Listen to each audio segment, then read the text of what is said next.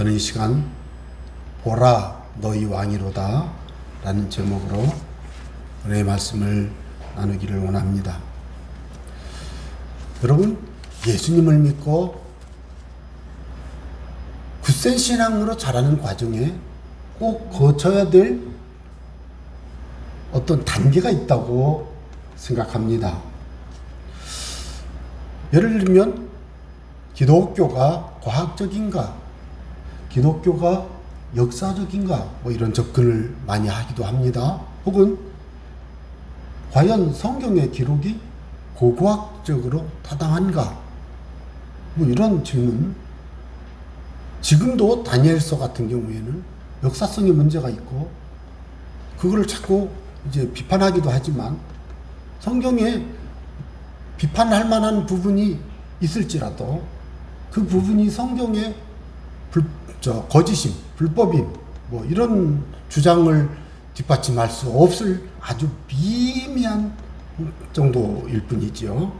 그래서 저는 그런 것들을 보면서 우리가 이 8월에 기쁘고 즐거워해야 되는데, 이 더위에 여러분 평안하고 행복하도록 하기 위해서 어떻게 해야 되는가? 예수님이 우리의 왕이심을 고백하는 그런 신앙의 기쁨과 그 영광에 동참하시는 여러분 되시기를 바라서 제가 오늘 이 말씀을 준비했습니다. 여러분, 빌라도는 누굽니까? 사도신경을 우리가 보통 암송해서 신앙 고백을 하죠. 그래서 우리는 어려서 습관적으로 예수님 믿고 사도신경을 눈을 감고 고백하는 그런 그 분위기에서 자라왔어요. 그래서 다 암송하지요. 그런데 고백은 꼭 눈을 감고 해야 될 필요는 없지요. 눈을 뜨고 봐도 되지요. 눈을 감는 것, 암송한 것이 중요한 게 아니고 사도신경의 그 고백록이 마음에 믿어지셔야 된다는 거. 그래서 진실한 참 마음 온전한 믿음이 된다면 외우지 못해도 고백이 되고요. 그런데 하루, 열흘, 한 달, 1년 하다 보니까 외워지잖아요. 그래서 요즘은 이제 그 현대어로 풀어서 쓴 주기도문 혹은 사도신경을 하는 경우도 있지만, 우리 교단에서는 그냥 오래전부터 해왔던 방식으로 하고 있죠. 자, 그런데 거기에 꼭 빌라도가 나오잖아요. 본디오 빌라도에게, 빌라도에게. 여러분, 이 빌라도는 역사적 인물입니다. 그리고 이 빌라도는 로마 황제에게 예루살렘에서 일어난 예수라는 청년에 대한 이야기를 보고서로 작성해서 로마 황제에게 보고했습니다. 그 보고서가 빌라도의 보고서입니다. 여러분, 이 빌라도의 보고서는 제가 여러분 카톡에 드렸습니다만은, 그 카톡에 드린 것은 이 빌라도 보고서를 AI 음성으로 읽은 거예요. 그러니까 바쁘고 힘들 때는 책을 읽기가 힘드신 분들은 그냥 유튜브에 제가 드린 걸 여러분들 한번 꼭 들어보세요. 들어보시면 이상기 목사가 좀 더 좀 얘기하지 할 만큼 거기 좋은 얘기가 많이 들어있고요.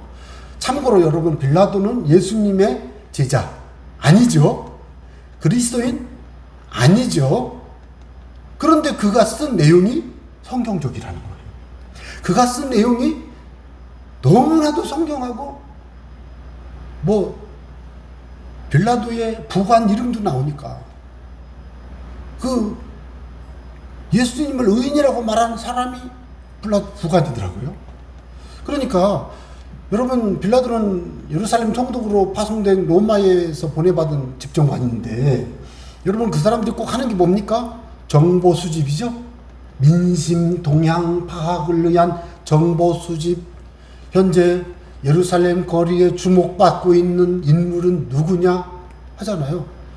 대한민국 2021년 8월 8일 오늘날 대한민국의 발전을 위해 헌신할 수 있는 지도자는 누구이며, 사실 이거는 국민들이 하는 거지만, 정치인들은 과연 나의 정치 세력을 확장하는 데 방해되는 세력 뭐냐, 이런 게 있잖아요. 그거 하잖아요. 빌라도가 그걸 했어요. 그래서 예수라는 청년이 군중들에게 주목받고 있고 그가 하는 말이 너무 요즘 말로 말하면 너무 세. 이러다가 큰일 나겠어. 그래서 빌라도가 자기의 부관을 시켜서 불렀어요, 예수님을. 예수님 불렀잖아요. 불러가지고 딱 대화를 하잖아요. 그때 그 표현을 말하면 너무 놀라고 자기는 벌벌벌 떨었다고 이렇게 표현해 돼 있어요. 예, 그건 제가 설명하지 않겠습니다. 그러니까 나는 그것도 잘 이해가 안 가요. 예수님이 사람의 모습으로 오셨다고 했는데 평소에 예수님이 이렇게 사람들을 만날 때 예수님에게 그 어미로움이 분명히 나타났지만 총독 정도 됐는데 그 청년 그 30살 먹은 청년이 왔는데 그 청년을 보고 막 놀랬다고 그랬어요. 아무 말도 안 하고 서 있긴 하지만 막 압도당하는 그 힘이 있었고 막 이런 표현을 해요. 근데 그 사람은요 총독이고요 장군이고요 아주 잘 나가는 정치인인데 그럴 필요가 없거든요. 그런데 빌라도가 그 정도 두려워했어요. 그래서 본문 말씀을 이해할 때 빌라도 보고서를 읽고 듣고 오늘 말씀을 이해하면 여러분들이 훨씬 도움이 돼요. 서점에 가면 5,000원이면 사거든. 3,400 얼마나 나 5,000원이라 할인된 건가 보다. 5,000원이면서. 그러니까 여러분 이 빌라도 보고서는 제가 청년 때 이 빌라도 보고서를 읽고 잠을 못 잤어요. 성경을 그렇게 읽지만 서점에 가서 도서관에 가서 그 많은 책을 읽지만 저에게 좀 반대자가 좀 쓴 글을 좀 찾고 싶었는데 주석은 누가 썼어요? 목회자들이 쓰잖아요. 예? 그 주석 읽어봐도 다 예수 믿는 사람들이 썼잖아요. 예수님을 죽이라고 명령한 빌라도가 썼다니까 정신 뻗쩍 나더라고요. 그때는요 300원에 팔았어요. 300원 지금식으로 3,000원이에요. 그때 토큰이 90원이었으니까 예? 3,000원 정도 3,500원 정도 지금 가격이 비슷하네요. 그 빨간색 표지 지금도 내가 어디에 잘 뒀어요. 너무너무 감동했어요. 왜?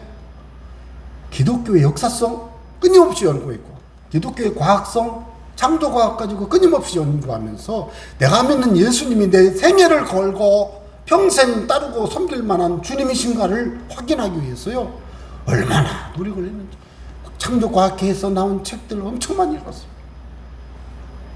대학신문에 막 투고하고 그럴 때 막 지하과 교수님, 지구과학과 교수님이 또 막 반론을 쓰고 지구과학 교수님이 학생이 쓰는 글을 반론을 쓰고 뭐 깜짝 놀랐어요. 진화론이 맞다는 거예요.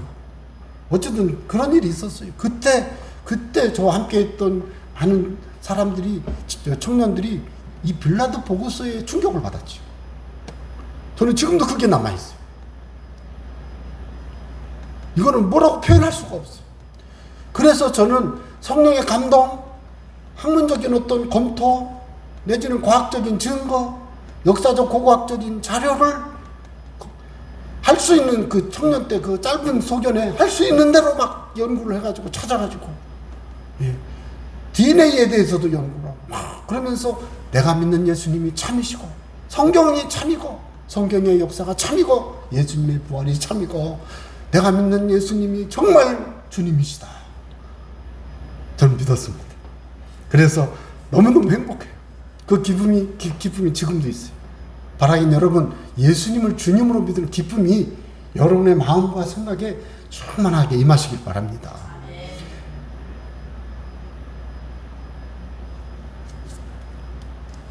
빌라도는 질문했습니다. 요한복음 18장에 본문 말씀 전에 예수님을 딱 만나고 내가 유대인의 왕이야? 여기서 이렇게 했지만 네가 왕이야? 아이 집정관님은 청년한테 뭐 존댓말 썼겠어요? 야 네가 왕이냐? 분위기를 한번 생각을 해보세요. 물론 두려웠고 뭐 했다고는 하지만 한번 생각을 해보세요. 예? 한 50 먹은 사람이 요즘이야 뭐 존댓말 잘 쓰지만 청년들한테 요즘 존댓말 안 쓰면 안 되잖아요. 그렇지만 조금 정치적인 사람들은 막 반말 하잖아요. 저기 군인 같은 사람들 막 해도 되잖아요. 막 압박할 때는. 그런데 내가 유대인의 왕이냐? 저는 이 빌라도의 예수님에게 질문했던 것을 내가 왕이 아니냐? 요한복음 18장 33절 그리고 또 37절에 빌라도가 이르되 그러면 내가 왕이 아니냐? 예수님이 뭐라고 대답했어요? 내 말과 같이 내가 왕이니라. 아, 여러분, 이때 막 예수님이 딱 한마디 하신 거지요. 아, 물론 뒤에 또 한두 마디 하시지만 뭐 예수님이 왕이라고 하시잖아요. 너 어디로부터 왔냐? 그럼 대답을 안 하잖아요. 뒤에서 내가 말했잖아. 너 그러니 내가 이를 위하여 태어났으면 이를 위하여 세상에 왔나니 그 진리에 대하여 증언하려 함이로라. 무릇 진리에 속한 자는 내 음성을 듣느니라. 그러니까 아이고, 빌라도가 진리가 뭔데? 이 분위기를 아시겠죠? 진리가 뭔데? 야, 너가 여기 저 빌라도 보고서 읽어보면 너가 소크라테스를 알아? 네가 플라톤을 알아? 네가 뭘 알아? 뭐 이런 식의 대화를 했어요. 좀 두려움 가운데 있지만.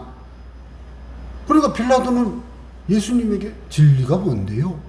진리가 뭐지?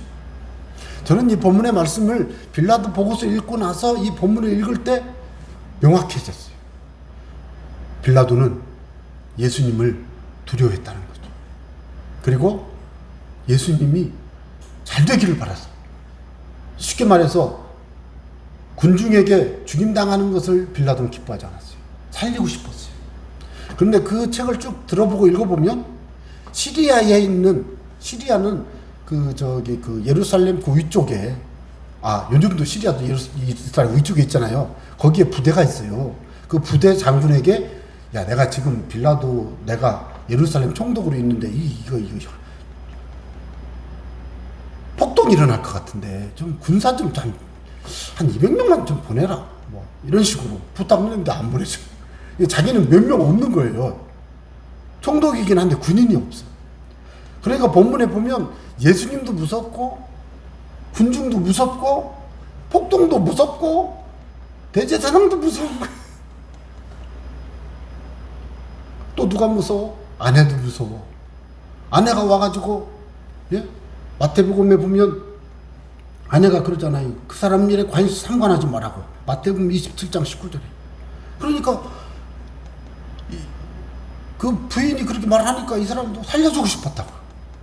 자, 그걸 전체 이해를 하시고 한번 본문의 말씀을 보십시오. 여러분, 이 사건은 빌라도가 예수님이 누구인지를 분명히 선포한 것과 같은 아주 약간 해학적인 뭐 아주 의미가 담겨 있는 사건이라. 자, 먼저 결론적으로 요한복음 19장 14절에 보면 보라, 너희 왕이로다 라고 선언해 버렸어요. 또 뭐라고 한지 아세요? 19장 19절에 그 예수님을 십자가에 못 박고는 뭐라고 했어요? 나사렛 예수 유대인의 왕이라 이렇게 썼어요. 그랬더니 대제사장들이 가가지고 막 빌라도를 협박하죠. 뭐라고 협박해요? 자칭 유대인의 왕이라고 써. 그런데 빌라도가 거절했어요. 유대인의 왕이라는 거. 저는 제가 보기에 빌라도는 예수님에 대한 예수님의 그 어미로움을 친히 만나 확인해 보고 자기가 비록 총독이긴 하지만 할 수만 있으면 살리고 싶은데 못 살리는 거에 대해서 안타까워했고 그것을 빌라도 보고서 있었어요. 그러면서 그가 끝까지 유대인의 왕이라고 한 것은 예수님을 만났을 때 저는 그걸 감동이라고 생각해요. 여러분, 귀한 분을 만나면 막 감동이 오지 않아요? 그런 게 있잖아요. 아주 귀한 분을 만나면 감동을 하잖아요. 주여, 저도 누가 귀한 분이 우리 시대에 누가 귀한 분인지는 모르지만 가끔씩 아주 귀한 분을 만나면 나도 모르게 그분을 존경하게 되고 그분이 좀 잘못해도 그냥 솔직히 좀 그런 마음이 있더라고요. 잘못해도 좀 이해하려는 마음을 갖더라고요. 그래서 제가 팬의 마음을 좀 이해했어요. 팬들 있죠. 뭐 BTS 같은 경우 막 이렇게 뭐 한국을 욕했다고 막 다른 나라 사람들이 한국을 두둔해주고 막 하는 걸 보면 이 팬의 힘이 대단한 것 같아요. 그거는 이제 사상적인 어떤 감동 이게 아니라 좋아서 하는 거잖아요. 좋아해서. 팬심은 좀 다르잖아요. 그런데 빌라도는 예수님을 팬심은 아니겠지만 어미로움을 경험한 사람이에요. 그 예수님을 왕이라고 불렀다. 자, 먼저 제가 여러분에게 질문 드리겠습니다. 여러분, 예수님 누구라고 생각하십니까? 우리의 삶에서 저와 여러분이 오늘날 시대에 자 혹시 죄송합니다 이런 얘기를 해서 구치소에 가보신 분 없을 거예요. 아니면 경찰서에 가서 하룻밤 주무셔보죠. 제가요 교통사고로 한 달 다녀오신 분을 만났는데 아이 다른 건 몰라도 거기는 절대 가면 안 돼요. 어휴 그러고서 저한테 말지 마요 묻지 마요. 근데 나중에 물어봤더니 별 소리를 다 하시더라고.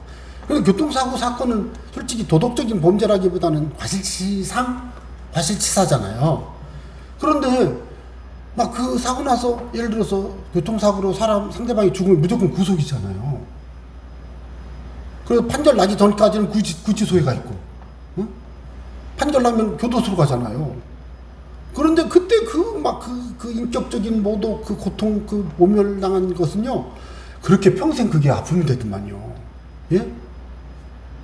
그런 것들을 한번 생각을 해보면, 와, 이게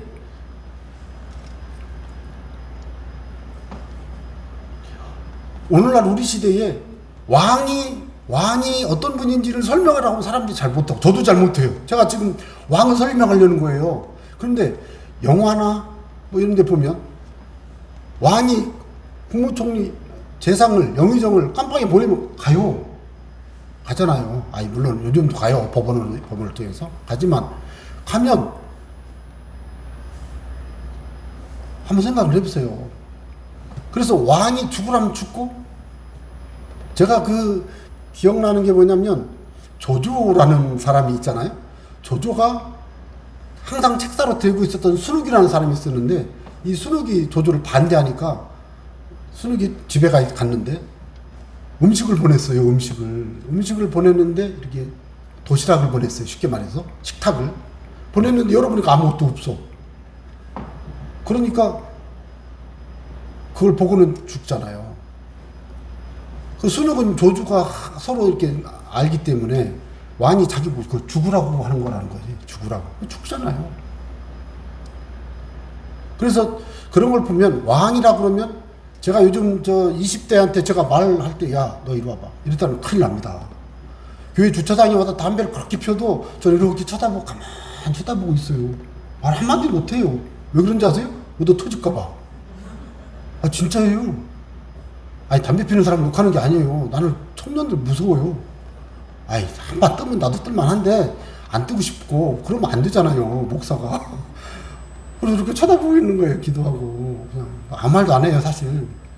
그런데요, 내가 보는데 담배 탁 피고 탁 버리고 발로 탁 밟아요. 그래서 내가 참 그런 걸 보면서, 왜요? 최소한 내가 보고 있을 때는 안 할 줄 알았거든. 보고 있으면 안 하잖아요. 그죠? 하더라고. 그래서 내가 그 뒤로는요, 안 쳐다봐요. 또 화가 나니까. 내가 뭘 말씀을 드리려고 하냐면, 요즘은 어른이 뭔 말해도 안 들어요. 어른이 어디 있어요? 그것도 터지려고. 집에서도 잘못하면 요즘 자식한테 그도 맞습니다. 사실이잖아요. 자, 그런 시대에 왕을 설명할 수가 없어요. 지금 내가. 예? 5살 먹은 애가 왕이 됐어요. 아무것도 모르잖아요. 그래도 엎드려? 그럼 다 엎드려야 돼요. 영화에 다 나오잖아요. 자, 제가 여러분에게 지금 우리 애기한테, 우리 아이한테 엎드려. 안 엎드리지 뭐. 안 엎드리지. 우리 시대에 지금 내가 왕을 설명할 수가 있어요? 방법이 없어요. 제가 어린 시절에 아랫집에 부잣집이 있었는데 머슴이 둘이 있었어요. 근데 주인이 누구를 제일 무서워하는지 아세요? 머슴. 이 머슴이 언제 무서워? 결혼도 안 하고 장가도 안 간 남자인데 50 넘은 남자인데 술만 먹으면 막 소리 지르고 난리 피우는 거예요, 주인한테. 그리고 그 다음날은 막 가서 무릎 꿇고 빌고 앉았어요. 근데 언제 무서워? 술 먹었을 때 도망가 버려, 주인이. 여러분, 주인하고 머슴은요, 이게 주종관계인데요. 우리 사회는요, 주인하고 종하고요, 표현이 잘못됐어요. 사장하고 직원이요, 싸우면요, 잘 모르겠어요. 나는 누가 이기는 건지. 사정이 다 있겠죠. 싸울 만한 이유가 있겠죠. 나는 그걸 놓고면. 근데 중요한 것은 왕하고 백성하고 이렇게 딱 원인만 지나가도 엎드리는데. 자, 그래서 왕이 죽으라면 죽어야 돼요. 이해가 되세요? 안 되지, 뭐가 돼요. 안 된다니까. 저도 안 돼요. 나는 예수님이 주님이라고 하지만 저는요, 예레미야가요, 야 예레미야 너 저기 가. 어디요? 유브라데 강까지 가. 갔더니 너 허리띠 있어? 허리띠 묻어. 땅에 묻었어요. 집에 가. 그래, 집에 갔어요. 아니 뭐 하시는 거예요 지금 하나님 거? 이래야 되는데 아무 말도 안 해요. 하나님이 또 다시 가라. 그러니까 예레미야 가요. 땅을 팠어요. 또 꺼냈어요. 냄새 맡아봐. 냄새 나지? 네 백성이 그렇다. 집에 가. 예레미야가 그때 그걸 보면서 하나님 지금 장난해요. 말 한마디만 하면 되지. 꼭 그래야 돼요. 예? 아 진짜 우리 요즘은 그렇죠. 주님한테는 그러지 않아요. 그럴 수가 없어. 그러면 안 돼. 왜? 주님이니까. 예수님, 주님, 왕이니까. 자, 제가 오늘 드릴 말씀을 다 드린 거예요. 그래서 자 이제 본문으로 들어가겠습니다. 간단히 보겠습니다. 빌라도가 예수님을 채찍질했어요. 빌라도 보고서에 의하면 군중들을 뭐라 그러죠? 안정시키고 폭동이 안 일어나도록 하려고. 그래 빌라도가 이제 왕이라고 그러니까 이 군인들이 또 예수님을 조롱했어요. 관을 씌우고 가시나무 관, 자색 옷은 왕이 입는 옷이거든요. 예. 그 때리고 막 그러죠. 그럴 때 빌라도가 다시 나가서 말하되 보라 이 사람을 데리고 너에게 나온다. 아무 죄가 없어. 그러면서 하는 말이 보라 이 사람이야. 이 사람 딱 보여줬어요. 죄 없어. 그런데 이 사람들이 6절 대제사장들과 아랫 사람들이 예수를 보고 소리질러 이르되 십자가에 못 박으소서 십자가에 못 박으소서. 이거는요 빌라도가 뭐라고 하는지 정보원을 통해서 확인해 보니까 대제사장이 돈을 주고 이렇게 시켰다는 거예요. 또 28장에 보면 예수님이 부활하셨을 때 유대인 군병들에게 돈을 주고 야 훔쳐갔다고 그렇게 시켰다는 말을 정보원을 통해서 파악했어. 보고서 그게 나와요. 그럴 때 빌라도가 너희가 친히 데려다가 십자가에 못 박으라. 나는 그에게서 죄를 찾지 못하였노라. 죄가 없다고요. 빌라도가 한만 봐도. 그래서 누가복음에서 손까지 씻잖아요. 손까지 물에다가. 유대인들이 대답하되 우리에게 법이 있으니 그 법대로 하면 그가 당연히 죽을 것은 그가 자기를 하나님의 아들이라 함이니이다. 빌라도가 이 말을 듣고 더욱 두려워요. 왜? 하나님의 아들이래잖아요. 자기가 하나님의 아들 같은 위엄을 느꼈잖아요.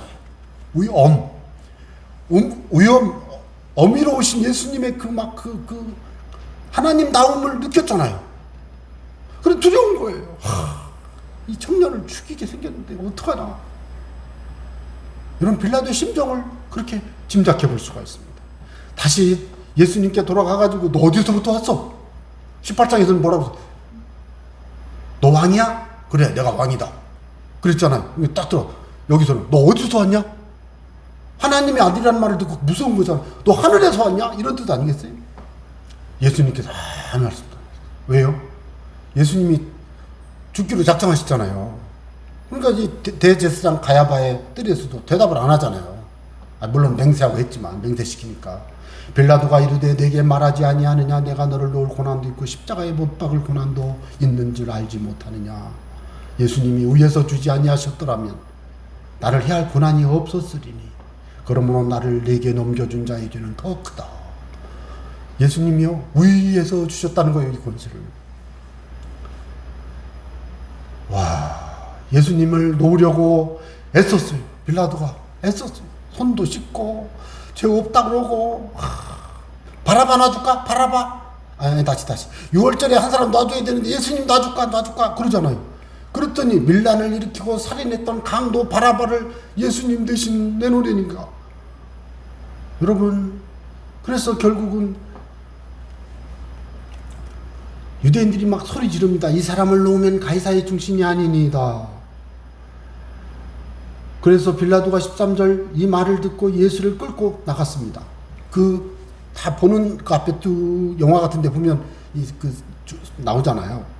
사진 같은 데도 있잖아요. 이게. 네. 그때 뭐라 그랬습니까? 다 같이 보라 너희 왕이로다. 한 번만 해봐요. 다 같이 보라 너희 왕이로다. 보라 그랬겠죠. 너희 왕이로다 그랬을 거 아니에요. 와, 이게 주님이 이 말씀을 들을 때 가만히 계시잖아요. 예? 여러분, 이거는요, 마치 우리가 전도할 때 예수님 믿으셔야 됩니다. 예수 믿고 죄 용서받고 하나님 자녀가 되셔야 당신의 인생은 하나님의 백성, 그리고 이 땅에서의 복을 누리고 삽니다. 예수님 믿어야 됩니다 할 때 예수님이 더 듣고 계시는 줄 믿으시기 바랍니다. 예? 그런데 예? 어떤 사람은, 반대자들은 어떻게 합니까? 여러분, 소리 지르잖아요. 없이 하소서, 없이 하소서, 십자가에 못 박게 하소서. 돈에 힘이 세요. 돈 주면 다 이래요. 예? 얼마 전에, 일주일 전에는 호산나 다윗의 자손이요, 호산나 우리를 구원하소서 외치던 사람들이요, 예? 지금은 돈 받아먹고는 십자가에 못 박으시오. 여러분, 이게 성경에 나오는 군중들의 모습이에요. 이때 빌라도가 뭐라고 말합니까? 예수를 십자가에 못 박으랴? 라고 말하지 않습니다. 내가 너희 왕을 십자가에 못 박으랴? 여러분, 이거 한번 묵상해 보세요. 내가 너희 왕을 십자가에 못 박으랴? 한번 더 들려드려요. 빌라도가 내가 내 왕을, 너희 왕을 십자가에 못 박아도 되겠느냐? 대제사장이 딱 하잖아요. 우리에게는 가이사 외에는 왕이 없습니다. 여러분, 배신자는 이 정도는 되는 거요. 물론 뭐 이 사람들이 예수님을 배신했다기보다는 하나님을 배신한 거죠. 예수님이 누군지 모르니까 지금은 이 대제사장이. 그래서 예수님이 십자가에 못 박혀 죽임을 당하게 된 줄로 믿습니다. 저는 여러분에게 하나 질문합니다. 여러분, 여러분의 삶에서 여러분의 왕은 누굽니까? 남편들이요, 아내가 왕입니까? 이럴 때 웃어줘야 되는 거예요. 그래야 내가 안 멀쩡하지.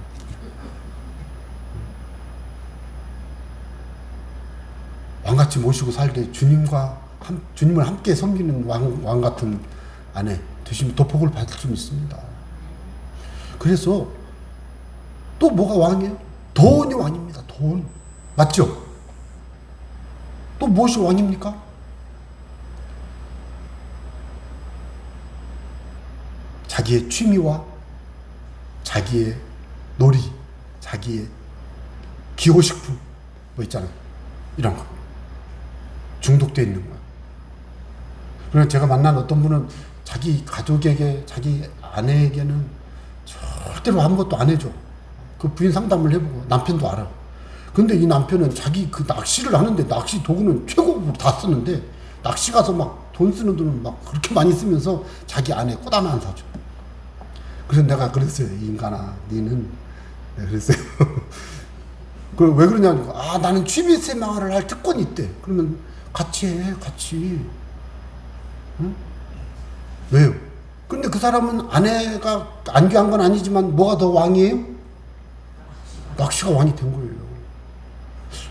나는 여자분들이 하는 얘기는 그런 거 잘 못 들어서, 여자분들이 낚시 하러 다니느라고 남편을 안 챙겼다는 말을 들어본 적은 없는데, 남자분들은 토요일날, 주일날 많이 가더라고요. 물론 남자분들은 직장생활 많이, 여성분들보다 많이 하니까. 그런데 조심해야 돼요. 그래서 우리가 생각해 볼 때 우리는 왕이 누구냐? 예수님인 줄 믿습니다. 그래서 제가 여러분에게 제안합니다. 이렇게 사시기 바랍니다. 그러므로 너희가 그리스도 예수를 왕으로 받았으니. 여기서 주는 왕이라고요. 왕은 주보다 훨씬 높은 개념이지만 우리는 왕의 개념도 잘 이해가 안 돼요. 지금 주란 개념도 잘 이해가 안 가죠. 당연히 여러분 1억이 이해가 가요? 저는 1억이 잘 이해가 안 갔었어요. 요즘 한 10억이 이해가 가요. 근데 1조 이해가 안 가요. 미안합니다. 나 1조가 얼마인지 이해가 안 가. 10,000원, 20,000원 이해가 가요. 왜? 10,000원 하면 커피 2잔 먹을 수 있다는 이해가 가요. 이렇게. 근데 10조 정도, 10억 정도인데 이해가 가요. 10억, 그런 식으로 따지면 옆에 땅이 한 30억 된다니까, 그런 식으로 또 이해가 가네, 또. 그런데 잘 이해가 안 가요. 1조 이해가 안 가요. 저는 안 가요, 이게. 그러니까 저는 생각하면 한 5억 정도 큰 돈이에요, 저는. 그보다 더 큰 돈이 2억, 3억 있지만, 5억, 10억, 더 큰 돈이 있지만, 그 큰 돈이 제 머리에게는 한계가 있어요, 한계가. 그냥 숫자로 말할 수는 있지만 느끼지를 못해. 자, 여러분. 사장님, 이해가죠? 직장 다니시는 분들 사장님 이해가죠? 예? 사장님 아니면 뭐, 시장님, 공무원님, 시장님, 뭐, 이런 거 있잖아요. 도지사님, 이런 거 있잖아요. 그러면, 전 대통령도 이해가 안 가요. 대통령하고 만나서 어떻게 한 적도 없기 때문에. 예? 자, 그래서 왕 이해가 안 가요. 영화를 통해서 보는 거예요, 영화를 통해서. 그러니까 이 본문을 보면서 그리스도 예수를 왕으로 한번 삼아봐, 왕으로. 왕이 나타나면 다 엎드리죠? 저는 그걸 여러분하고 나누고 싶은 거예요, 지금. 예? 왕이 뭐냐고, 왕이 뭐냐고. 왕은 주님보다 훨씬 낮은 개념이지만, 왕의 개념을 이해하고 주를 바라봐야 돼. 그래서, 자, 예수를 주님으로 받았으니, 왕으로 받았으니, 예수님을 왕으로, 주님으로 모시고 그 안에서 사시길 바랍니다. 그 안에 뿌리를 받고 그 안에 세움을 받으시길 바랍니다. 예수님 안에 교훈을 받아서 믿음에 굳게 서시기를 바랍니다. 그렇게 살아갈 때 우리의 삶에는 기쁨이 있습니다. 이것을 이해한 사람은 영광을 본 것입니다. 이것을 이해한 사람은 요한복음 14장에 빌립이 그러잖아요. 아버지, 우리에게 아버지를 보여주세요. 빌립아, 나를 본 자는 아버지를 보았거늘 어찌하여 너는 나를 아버지를 보이라 하느냐. 이거 이해가 잘 안 가잖아요. 그죠? 아버지를 보았다고. 아버지를 어떻게 봅니까? 못 보죠. 그 예수님은 뭘로 보여주셨습니까? 하나님 아버지의 능력, 신성, 영광 다 보여주셨잖아요. 그래서 예수님이 요한복음 14장에서 그렇게 말씀하신 거예요. 그걸 본 제자들이 마태는 베드로는 변화산에서 예수님을 보고 그 제자들이 나중에는 천국에 가기 전에 사도 요한회는 다 순교하잖아요. 전도하다가. 그리고 우리가 주님을 위해서 충성하고 헌신할 수 있는 그 이유는 예수님을 왕으로, 주님을 온전히 모신 자만 가능한 거예요. 그리고 그렇게 기뻐요. 예수님을 주로 고백할 때 기뻐야 돼. 안 기쁜 분은 아직 예수님 주님인 줄 모르는 거예요. 예? 바꿔 말씀드려? 결혼하신 분들. 결혼하고 기뻤어, 안 기뻤어? 안 기뻤으면은, 아이고, 큰일 났네. 질문을 잘못한 것 같아요. 안 되지. 기뻤잖아요. 왜? 안 기쁘면 배우자를 인정 안 하는 거요. 자, 예수님을 주님으로 고백했는데 안 기뻐. 주님이요, 아니요? 여러분의 삶에 예수님을 찬양하고 기도하고 예배할 때마다 마음에 기쁨이 있고 영광이 있고 즐거움이 없다면 여러분은 예수님을 온전히 주로 모시고 살고 있는가 자신을 돌아보시기 바랍니다. 그래서 예수님 안에서 기뻐하고 즐거워하고 감사하고 찬양하고 행복하고 이런 신앙의 삶을 살아갈 때 이게 신앙생활이지. 신앙생활하는 게 힘들고 힘들어. 교회를 또 가야 돼? 안 만드나? 아니 안 가도 돼요.